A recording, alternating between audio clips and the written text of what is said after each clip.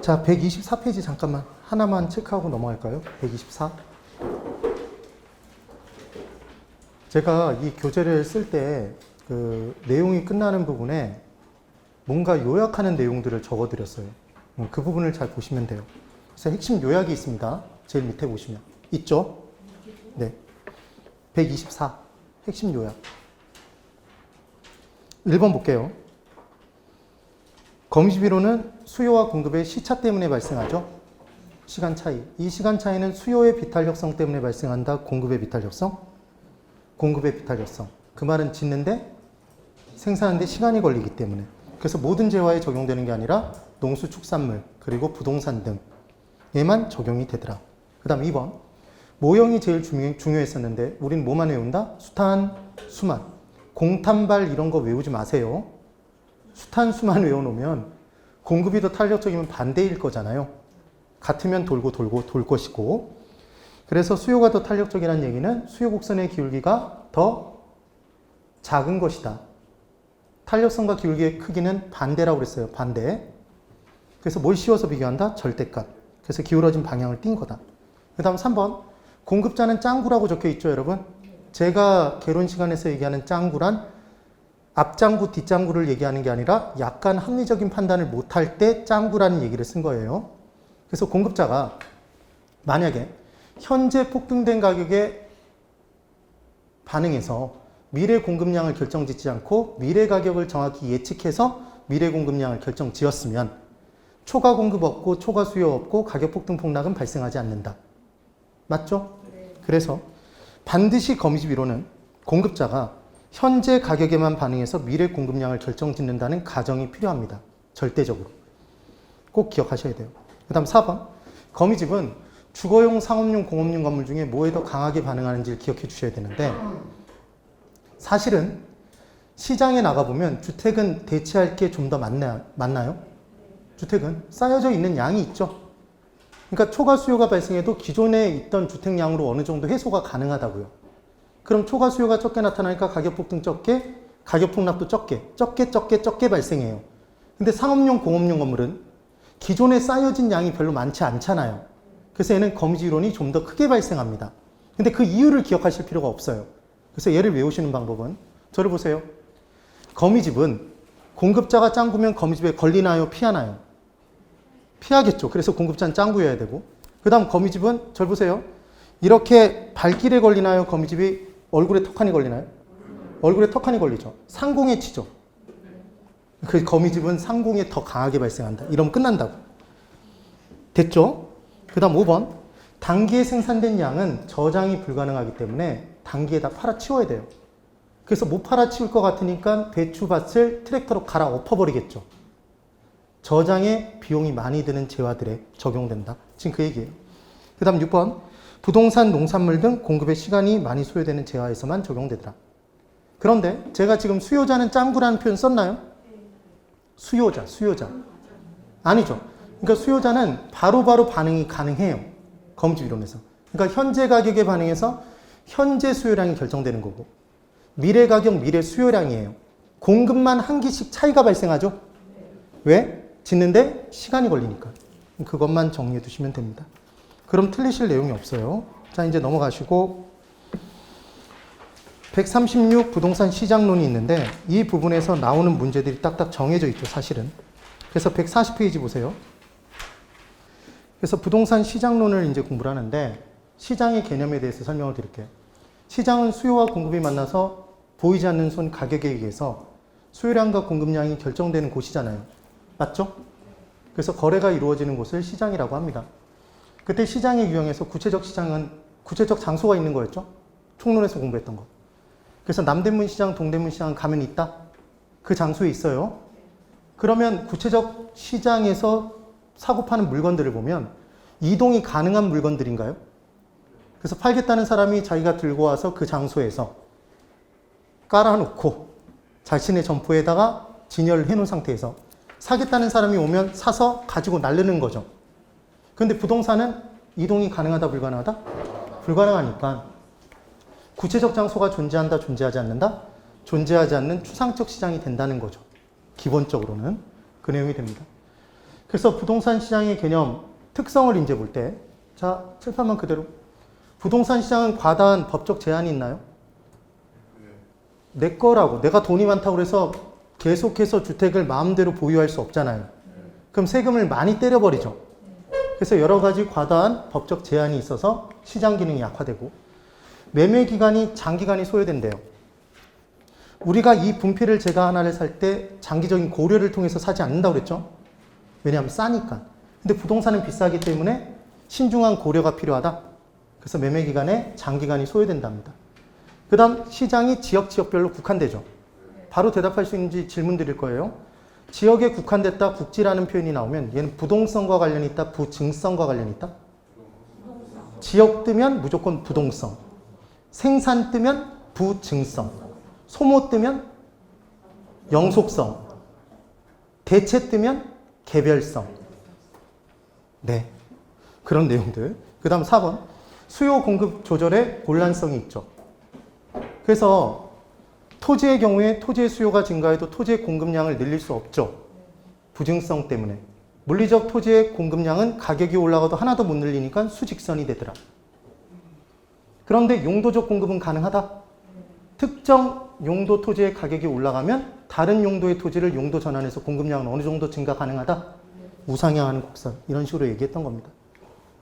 그 다음 부동산 상품은 부동산은 다 다르니까 개별성을 띠니까 표준을 잡기가 어렵죠.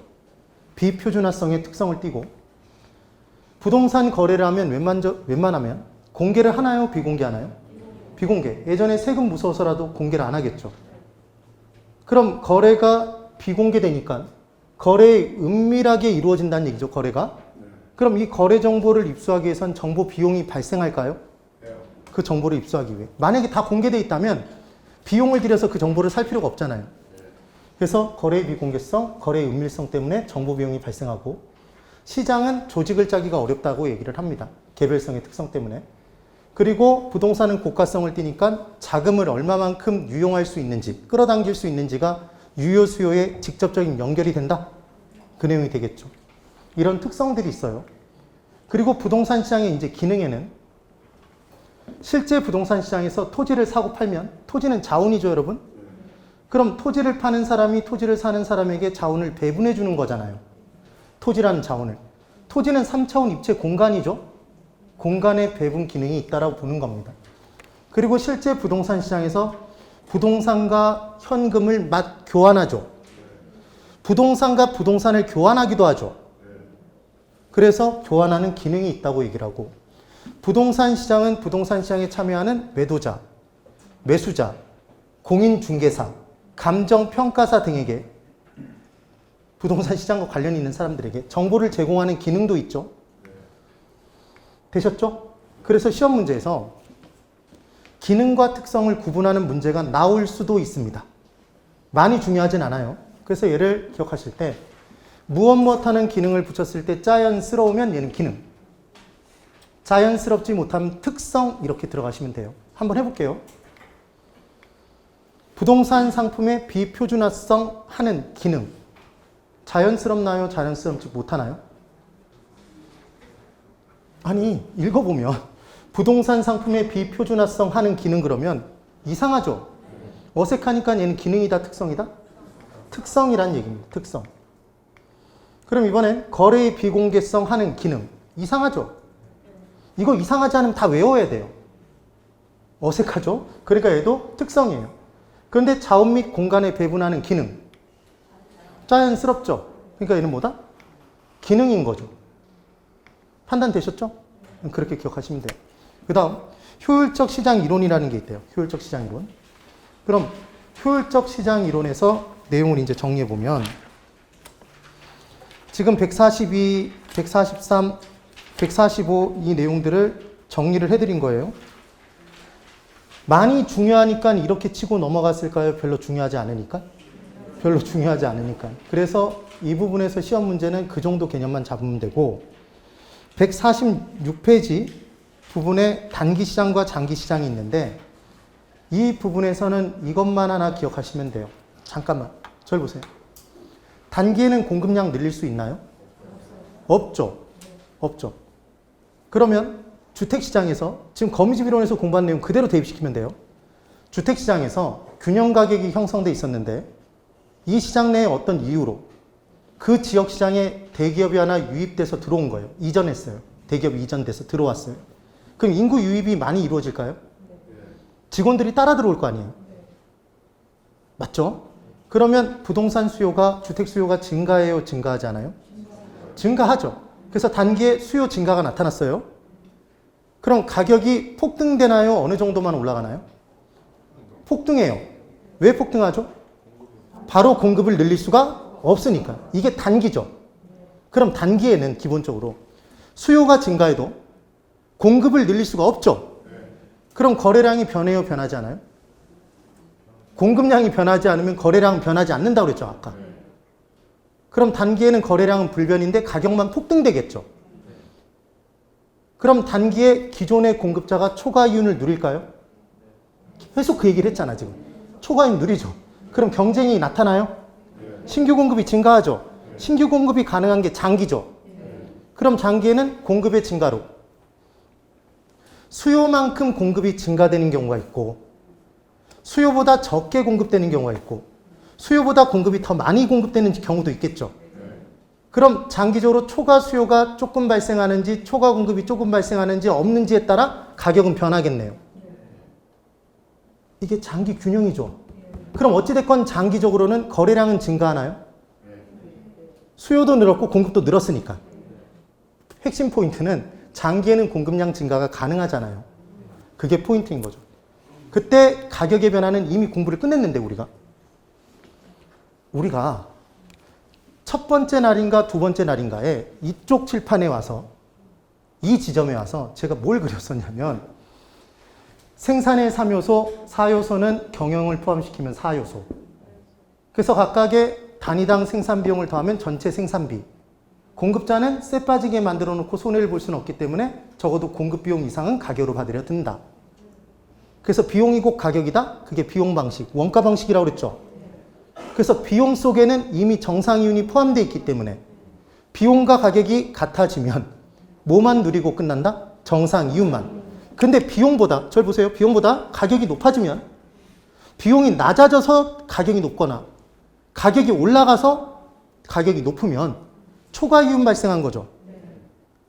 그럼 경쟁이 나타나서 신규 공급량 증가한다? 이게 기억나셔야 돼요. 그때 최종적으로 주저리 왔다 갔다 하면서 최종적으로 가격은 무조건 뭐와 같아지고 끝난다? 비용과 같아지고 끝난다고 그랬죠? 맞나요? 그러면 칠판 그대로 보세요. 이때 이걸 다 설명했던 게 비용이 불변인 산업이라면 공급량을 늘리는데 하나당 만드는 데 들어가는 비용이 변하지 않는 산업이라면 가격은 뭐로 끝날까요? 불변으로 끝나죠. 얘랑 같아져야 되니까. 그럼 비용이 증가되는 산업이라면 실제 이게 부동산 업이죠. 아파트 수요가 증가하면 아파트 가격이 올라갑니다. 그럼 아파트 공급량을 아파트 건설업체가 늘리기 위해서는 목재, 철근, 세멘 등을 생산 요소 등을 서로 사기 위해 경쟁하잖아요. 그럼 생산비가 점점 올라가죠. 비용? 증가 산업이죠. 그럼 지지고 붓고 한 다음에 최종적인 가격은 뭐로 끝난다? 상승으로 끝나겠죠. 네. 그런데 만약 비용이 점점 감소되는 산업이라면 가격은 뭐로 끝난다? 하락으로 끝나죠. 네. 이게 기억이 나시면 된다는 얘기예요. 그래서 잠깐만 이쪽. 얘가 0이고 가격이고 공급량이랍니다. 장기 공곡선의 모양이 잘 보세요. 제가 지금 뭐라고 얘기를 했냐면 장기라고 그랬죠. 장기에는 공급량을 늘릴 수 있어요. 신규 공급 증가가 가능한 정도의 긴 기간이 장기니까. 그럼 장기 공곡선의 모양이 우상향하는 곡선이 됐다는 얘기는 얘는 공급량을 증가시킴에 따라 공급량 증가가 우측으로 움직이는 거죠? 공급량이 증가됨에 따라 단위당 가격이 올라가고 있나요? 왜 올라가죠? 비용이 증가되니까. 이게 비용 증가 산업이란 얘기죠. 이해가 되셔야 돼요. 그럼 이번엔 색깔을 똑같이 하는 게 좋겠죠. 그래서 얘는 비용 증가산업.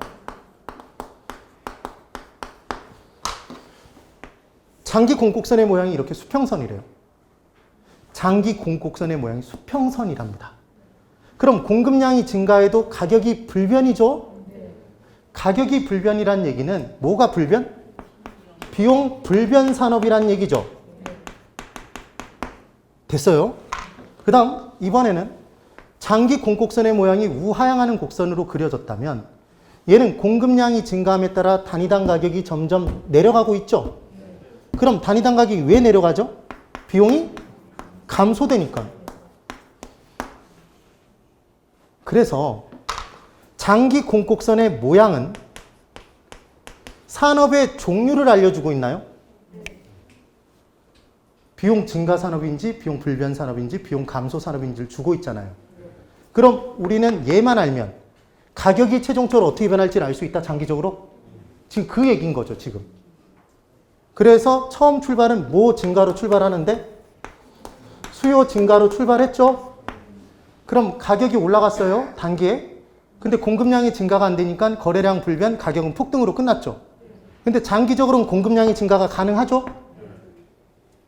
그래서 최종적으로 가격은 상승으로 끝날 수도 있고 불변으로 끝날 수도 있고 하락으로 끝날 수도 있다. 지금 그 얘기인 거예요. 얘는 뭐 때문에 달라지는 거다? 산업 종류 때문에. 예.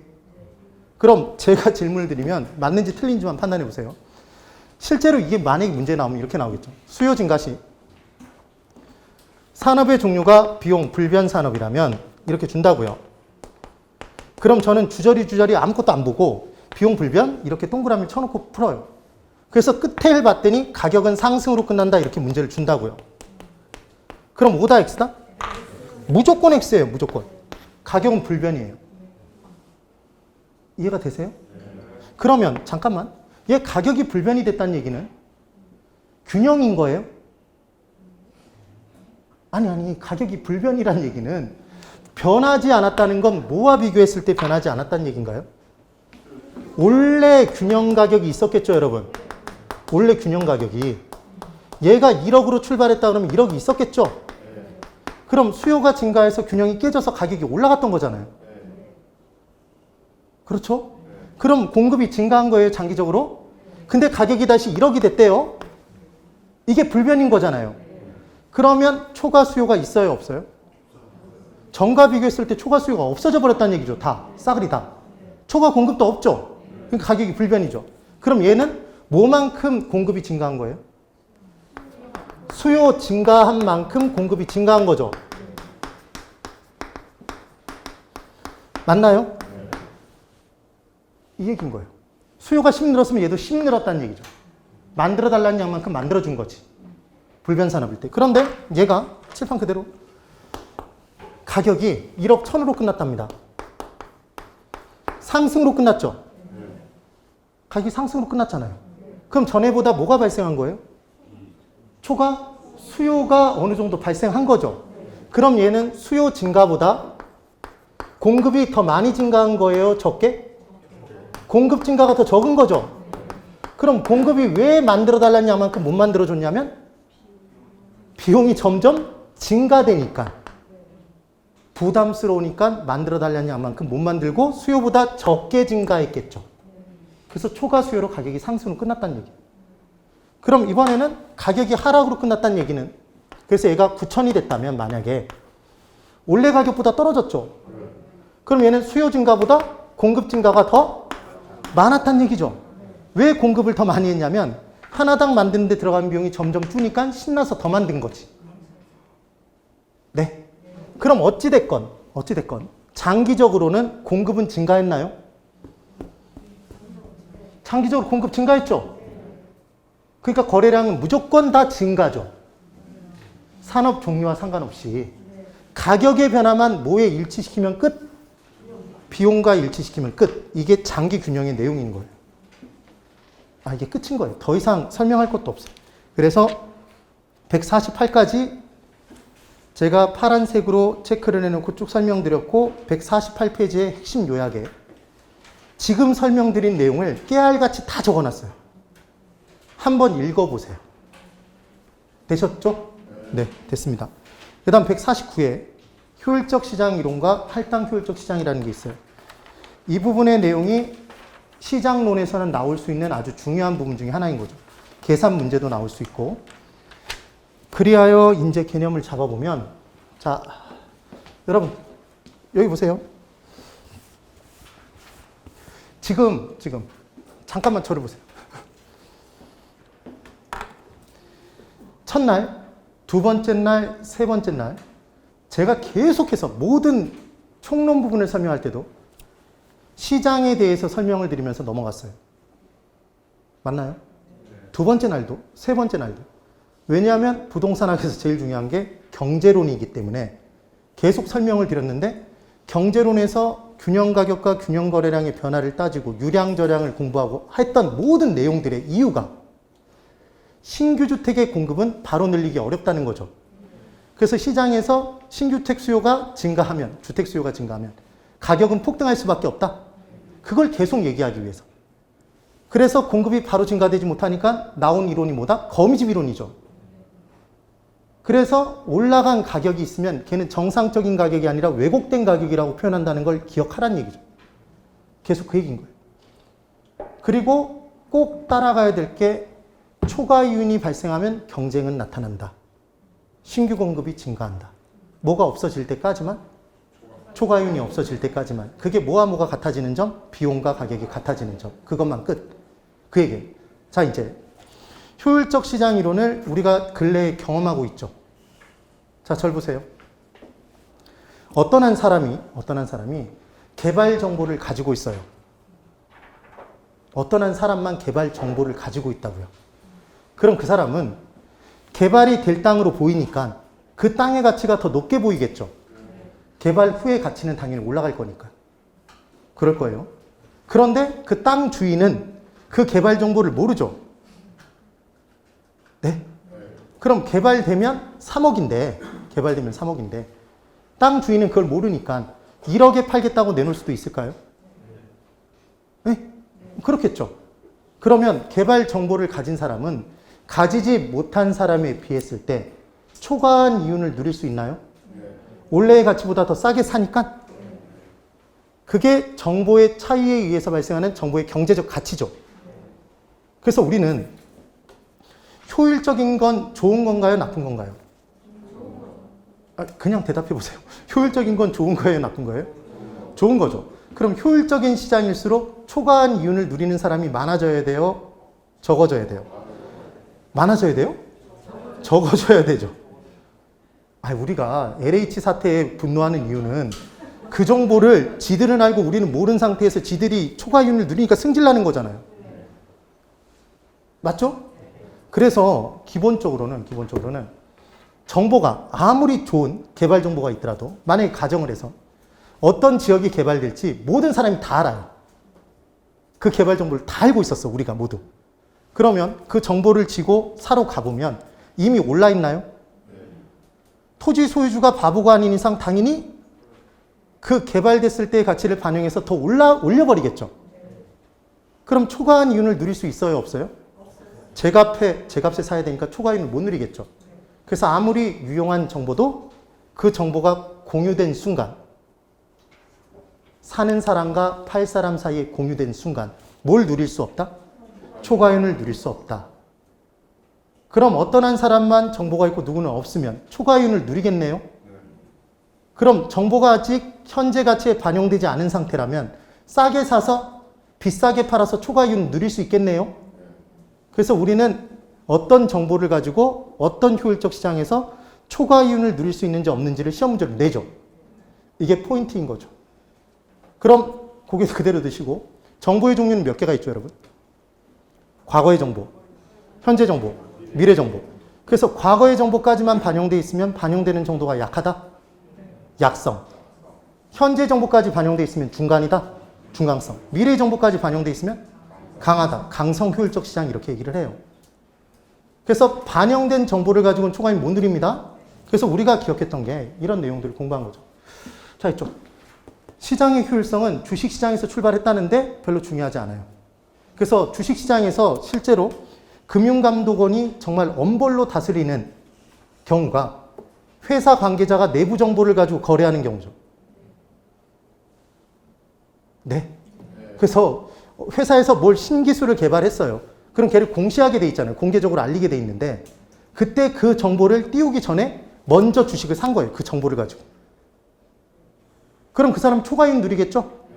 그런 게 가장 큰 문제란 말이에요. 그래서 주식시장에서 처음 출발이 됐고 시장의 효율성이란 시장이 새로운 정보를 얼마나 지체 없이 가치에 반영하는가를 나타내는 정보의 효율성이래요. 그래서 결론. 우리는 다른 효율성 없어요. 효율성 나오면 무조건 정보와 관련된 거예요. 따라해보세요. 정보는 효율성이다. 네. 그래서 할당 효율적 시장의 내용을 할 때도 정보와 관련된 내용이에요. 효율적 시장 얘기를 할 때도 정보와 관련돼 있다는 것만 기억하시면 돼요. 기본적으로. 됐죠? 네. 그러면 이제 판단해서 물어보는 내용들을 정리해볼까요?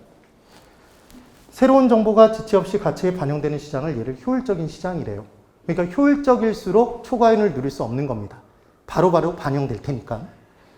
그럼 이제 정보의 종류를 크게 세 가지로 쪼갠대요. 무슨 정보, 무슨 정보?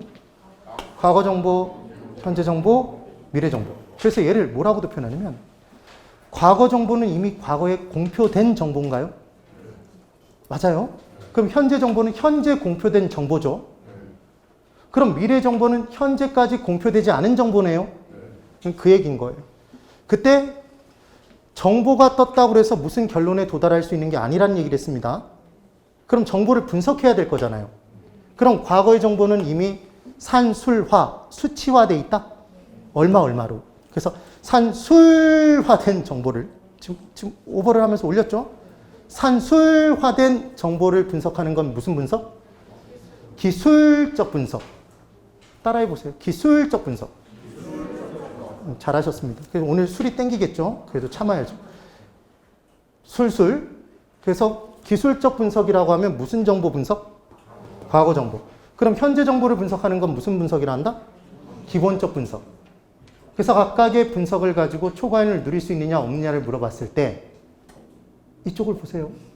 과거 정보를 가지고 초과이익을 누릴 수 있다 없다 그러면 문제를 풀기 쉬운데 기술적 분석을 통하여라고 얘기하면 이게 현재 정보인지 과거 정보인지가 헷갈린다고요. 네. 그래서 얘를 꼭 이렇게 기억을 해 두시는 거예요. 그러면 미래 정보는 분석조차 필요 없이 반영된다고 얘기합니다. 그때 키포인트는 정보는 아무리 유용성이 큰 정보여도 공유되는 순간 나도 알고 남도 알고 다 같이 아는 순간 그 정보의 경제적 가치는 빵인가요? 지금 공기는 유용성이 엄청나게 크죠. 공기 없으면 우리 죽으니까. 근데 지금 완전하게 다 공유하고 있으니까 옆자리 사람에게 공기를 돈 받고 팔 수 없죠. 그 얘기인 거예요. 그래서 정보의 경제적 가치는 빵이 된다. 그럼 효율적 시장의 유형과 공유된 정보의 종류와 그래서 현재 가치에 반영된 정보와 결국은 공유된 정보가 현재 가치에 반영됐겠죠. 공유됐다는 건 머릿속으로 이렇게 기억하세요. 파는 사람도 알고 있다. 그러니까 지금 정보를 지고 사러 가는데 파는 사람도 알고 있다는 얘기죠. 그럼 옳은 가격으로 팔겠네. 지금 그 얘기인 거예요. 그래서 현재 가치에 반영된 정보. 그럼 현재 가치에 반영되지 않은 정보를 갖고 있으면 더 싸게 사서 초과이익 누리네요. 이 내용을 판단하실 수 있어야 된다는 거죠. 그럼 약성은 약하게 반영돼 있으니까 뭐만 반영돼 있다? 하나씩. 과거, 현재, 미래 중에 과거만. 그 얘기죠. 그럼 과거만 현재 가치에 반영돼 있겠네요. 그럼 과거의 정보를 가지고 무슨 분석을 해도? 기술적 분석을 해도 초과이익을 누릴 수 없겠죠. 그럼 그 말은 현재 가치에 반영되지 않은 정보 두 개가 남아있네요. 현재와 미래의 정보. 얘를 가지면 뭘 누릴 수 있다? 초과이익을 누릴 수 있다는 얘기죠. 그럼 이렇게 얘기하면 맞는지 보세요. 이게 이제 고난도의 문제인 거예요. 약성 효율적 시장에서는 현재와 미래의 정보는 공유되지 않아서 정보 가치가 존재할 수 있다. 오죠. 그 정보 가치가 그 정보를 통해서 최초 누릴 수 있는 초과 이윤이니까. 그럼 그 정보를 사기 위해 비용 발생할 수 있겠네요. 뭐에는? 현재와 미래의 정보에는. 그런데 이쪽 과거 정보를 가지고는 초과이윤 못 누리죠? 정보의 경제적 가치가 빵이죠? 그럼 이 정보를 사기 위해서 정보 비용 발생할까요? 안 해요. 그러니까 정보 비용은 뭐가 있을 때만 비용을 들여서 산다? 가치가 있을 때만. 되셨죠? 그 얘기예요. 그럼 중간성은 뭐까지 반영됐어요? 네, 과거 현재. 그럼 현재 가치에 반영된 정보가 과거 현재예요? 그럼 이 시장에서는 기술적 분석과 기본적 분석을 해봤자 뭘 누릴 수 없다? 초과이윤 누릴 수 없죠. 그럼 뭐는 반영되기 전? 미래의 정보. 그럼 미래 정보를 가지면 초과이윤 누릴 수 있는 시장이네요. 그래서 지금 초과이윤 누렸죠. LH가. 그 얘기인 거죠. 그래서 이제 강성 효율적 시장은 과거, 현재, 미래 정보가 다 반영돼 있나요? 그러니까 강하게 반영된 시장인 거죠. 강하게 효율적이죠. 그럼 강하게 효율적인 시장에서는 그 누구도 초과이윤 누리지 못하겠네요. 그 이유가 뭔가 봤더니 얘들이 다 반영돼 있죠, 지금. 현재 가치에. 그러면 현재 가치에 반영되지 않은 정보란 존재하지 않으니까 강성 효율적 시장에서는 그 어떤 정보를 가지고도 뭘 누릴 수 없다? 초과이윤을 누릴 수가 없겠네요.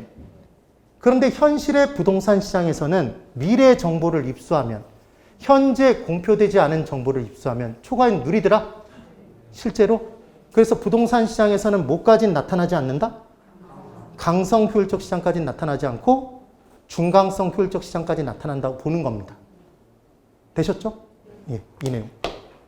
그래서 반영되지 않은 정보는 싸게 살 수 있는 정보니까 뭘 누릴 수 있다? 초과이윤. 반영됐으면 초과이윤 누릴 수 없는 거죠. 그래서 시험 문제 풀 때는 무조건 뭐만 적으시면 된다는 얘기를 했냐면 사실은 정보가 칠판 정보가 공유되면 그 정보에는 이미 현재 가치에 반영돼 있으니까 공유 이꼬르 파는 사람도 알고 있다. 파는 사람은 올린 가격으로 판다. 지금 그 얘기죠. 현재 가치에 반영돼 있으니까 뭘 못 누린다? 초과이윤 못 누린다. 그럼 공유되지 않은 정보는 공유되지 않았으면 누군 모른다? 파는 사람 모른다. 맞죠? 그럼 현재 가치에 반영시키지 않았겠네요? 그럼 싼 값에 사니까 뭘 누릴 수 있다? 초과이윤. 초과이윤 누릴 수 있다는 동그라미를 치면 된다는 얘기죠? 이렇게 문제를 푸는 거죠. 그래서 우리가 노사연 씨의 이모님이 현미 씨라고 얘기했죠. 현미 선생님. 그래서 과거의 현미를 기억했죠, 우리가. 과현미. 뭐만 적고? 과현미만 적어놓고 약성이면 어디까지 반영? 과거. 그러니까 과거는 X. 뭘 누릴 수 없다는 X? 초과이윤 누릴 수 없다는 X. 그럼 얘들은 동그라미? 그럼 문제를 풀 수 있죠. 여기다 적어놓고 이제 이렇게 적어놓고 문제를 푸는 거예요. 약성이면 과현미 X 과현미 동그라미. 문장을 봤더니 뭐라고 되어 있냐면 약성 효율적 시장은 기술적 분석을 통해서 초과이윤을 누릴 수 있다. X죠. 과거의 정보 X잖아요. 못 누린다고. 다시 질문. 약성 효율적 시장은 기술적 분석을 통해서는 초과이윤을 누릴 수 없으나 기본적 분석을 통하여는 초과이윤을 누릴 수 있다. 오네요. 현재 정보를 가지고 초과이윤을 누릴 수 있다고 얘기한 거니까. 그럼 이번엔 중강성 효율적 시장이라면 과현미를 적고 어디까지 죽인다? 과현까지. 미는 동그라미. 그럼 과거와 현재 정보를 가지고 초과이윤 누릴 수 없네요. 기본적 분석과 기술적 분석을 아무리 해봤자 초과이윤 누릴 수 없네요. 그렇지만 현재 공표되지 않은 미래 정보를 입수하면 초과이윤 누릴 수 있죠. 이 얘기예요. 그 다음 강성이면 과현미 적고 다 죽인다? 다 반영돼 있으니까. 그 어떤 정보로도 초과이윤 누릴 수 없습니다. 여기서 우리는 외웠죠. 뭘 외웠냐면 그때 그놈 전가요? 그때 그놈이 과현미를 적어놓고 약성이면 과 죽이고 중강성이면 현까지 죽이고 강성이면 다 죽이래며 이렇게 적어놓고 문제를 푼 거예요. 그랬더니 문제에 뭐라고 줬냐면 강성 효율적 시장에서는 초과이윤은 물론이거니와 그 어떤 정보로도 정상이윤도 누리지 못한다 이렇게 주는 거죠. 뭐는 다 누린다? 정상적인 이유는 정말 엄청나게 특수한 조건을 주지 않는 이상은 다 누려요. 정상이윤. 되셨죠? 네.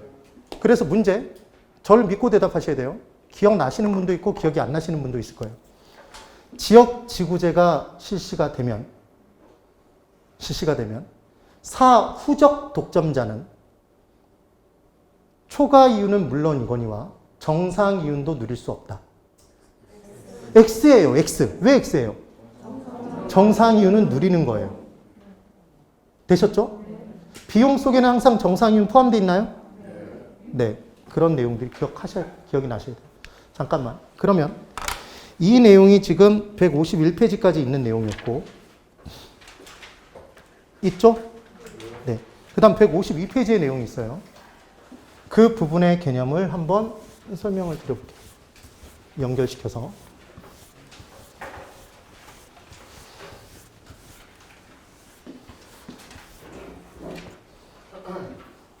이쪽만 그대로 보세요.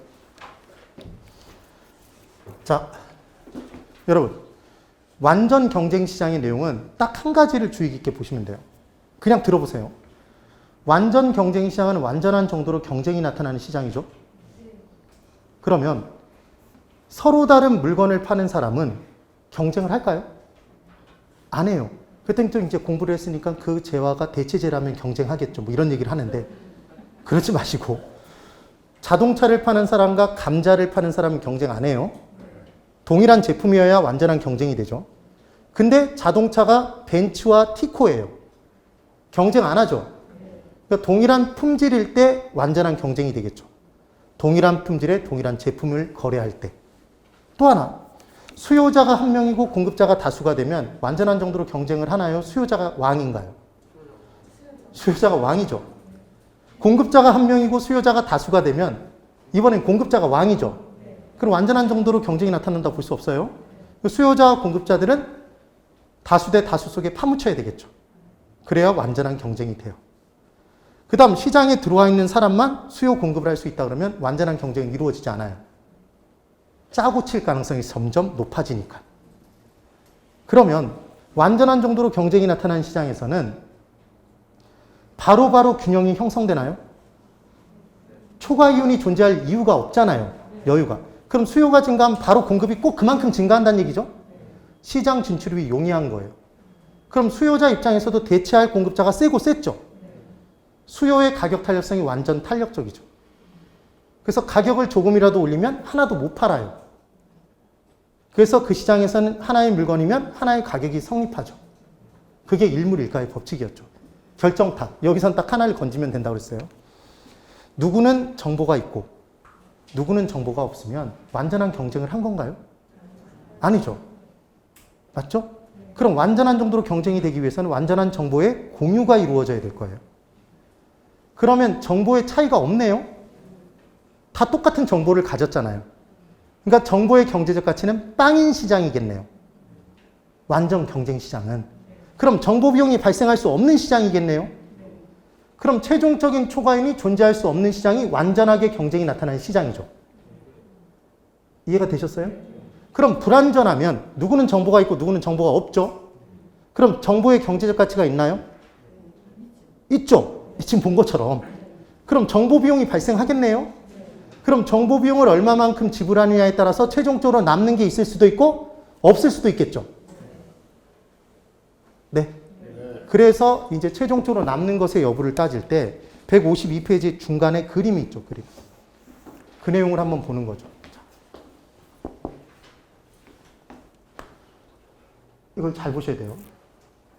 자원이 있습니다. 자원. 개념 한 가지를 이제 설명을 드릴게요. 얘는 돈 자원이에요. 돈과 자원. 그때 A 투자가 있고 B 투자가 있고 C 투자가 있대요.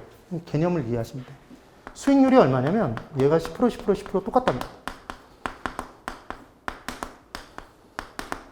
이렇게 똑같대요.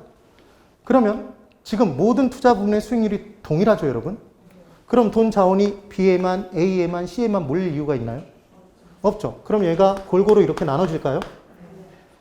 나눠졌죠. 그럼 지금 자원의 배분이 효율적이에요, 비효율적이에요? 효율적이죠. 그럼 지금 배분해 주는 게 실제 직장에서 일을 배분해 주는 걸 일을 할당해 준다는 표현 쓰나요? 할당 이꼬르 배분이라고 생각하시면 되는 거예요.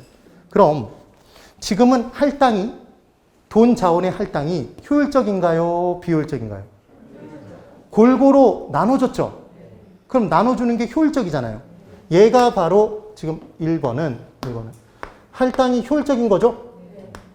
할당 효율적은 있어 보이는 표현인 거죠. 골고루 나눠진다. 왜 골고루 나눠졌죠? 그 어디에도 초과윤이 존재하지 않으니까. 지금 그 얘기예요. 그런데 이제 두 번째 수익률이 12%, 10%, 10%랍니다. 최종적인 수익률이. 그럼 어디가 높아요? B투자 부분이 높잖아요. 그럼 돈 자원이 A, B, C에 골고루 나눠질까요? B로 몰릴까요? 얘 B로 몰리겠죠, 지금. 왜 몰렸죠? 2%만큼의 뭐가 존재하니까? 초과한 이윤이 발생한 거죠, 지금. 개념을 잡자면. 그럼 우리는 결국 최종적으로 몰리는지 몰리지 않는지를 판단하기 위해서는 최종적인 초과 이윤이 있으면 몰리는 거고 최종적인 초과이윤이 없으면 안 몰리는 거죠. 골고루 나눠지는 거죠. 그럼 지금 2번은 몰렸으니까 할당이 효율적이에요? 할당 배분이 효율적이에요? 비효율적이에요? 비효율적이죠. 이게 할당 비효율적의 개념이다. 이게 몰린다죠. 결론. 도대체 이걸 왜 공부할 것이냐? 이유는 딱 하나. 최종적으로 어떤 부동산에 어떤 정보에 돈이 몰리는 게 투기인가요, 여러분? 투기는 문제예요, 문제가 아니에요? 이게 문제입니다. 그럼 투기를 해결하기 위해서는 투기의 발생 원인이 뭔지를 알아야 될 거잖아요. 맞죠? 그래서 투기의 원인을 분석하기 위해서 나온 개념이 할당 비효율적의 개념인 거예요. 투기는 몰린다예요, 여러분? 최종적으로 몰리는 거죠. 몰린다에 좀 더 있어 보이는 표현은 뭐다? 할당이 비효율적이다. 할당 배분이 비효율적이잖아요. 몰렸으니까. 골고루 나눠줘야지. 그럼 투기의 원인은 뭐에서 찾는 거지? 이걸 다 읽어야지. 다 읽어야지. 할당이 비효율적에서 발생하는 거지, 투기는. 불완전 경쟁 시장이기 때문에 발생하는 게 아니라고요. 이게 포인트라고. 됐죠? 그럼 이제 여기서 하나만 더. 정보 가치가 있습니다. 연결을 시켜서 볼게요. 정보 가치는 하나의 금액이었어요? 두 금액의 차익이었어요, 여러분? 전에 공부하신 분들. 확실성화의 현재 가치에서 불확실성화의 현재 가치 뺏어 구했던 거 기억나시죠? 그러니까 정보를 가진 사람은 확실한 정보를 갖고 있고 지금 정보가 없는 사람은 불확실한 정보죠. 확실한 정보를 갖고 있지 않잖아요. 그럼 개발됐을 때와 개발되지 않았을 때 가중평균치로 그 사람은 값을 원하겠네요. 팔겠다고 내놓겠죠. 근데 정보를 가진 사람은 그것보다 더 지금 원래는 개발이 확실히 되는 거잖아요. 그 개발 정보 하에서는. 그럼 차익만큼 초과한 이윤을 누릴 수 있다? 지금 그 얘기죠? 그래서 정보 가치는 하나의 금액이다, 두 금액의 차익? 두 금액의 차익이에요, 차익. 뭐에서 뭘 뺀 것? 확실성화의 현재 가치에서 불확실성화의 현재 가치를 뺀 값이다. 이렇게 얘기를 하는 거죠. 그러면 이쪽 그대로 정보 가치는 분명히 차익입니다. 차이가 나는 금액이니까 두 금액이 존재한다. 지금 그 얘기인 거죠. 그럼 이제 완전 경쟁 시장을 들어갈 거예요. 잘 보세요. 시장이 완전 경쟁 시장이랍니다.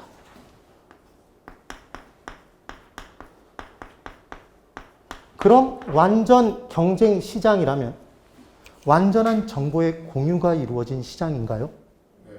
맞죠? 그럼 정보의 차이가 없죠. 누구나 다 확실한 정보를 가지고 있을 거잖아요. 그러니까 정보의 경제적 가치는 빵이겠죠. 네. 이거 빵이에요? 그럼 정보를 입수하기에 들이는 비용이 빵이겠네요. 그럼 이 정보 비용을 지불한 이후에 최종적인 초과 이윤이 정보에 존재하나요? 예? 처음부터 없죠, 지금. 그러니까 최종적인 초과 이윤도 없겠죠? 그럼 최종적으로 몰려요, 몰리지 않아요? 이 정보에 몰리지 않겠죠? 그럼 할당이 효율적이에요, 비효율적이에요? 할당이 효율적으로 이루어지겠죠? 비효율적이에요? 효율적이죠.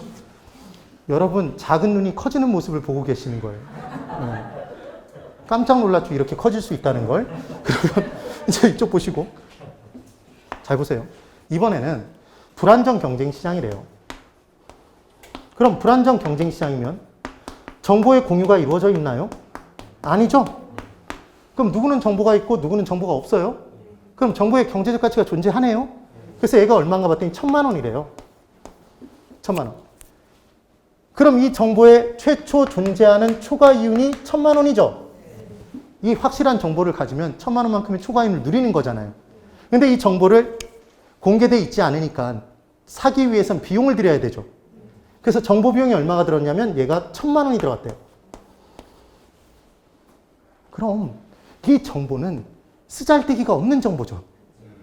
왜? 이 정보를 가짐에 따라 얼마의 초과이윤을 누리는데?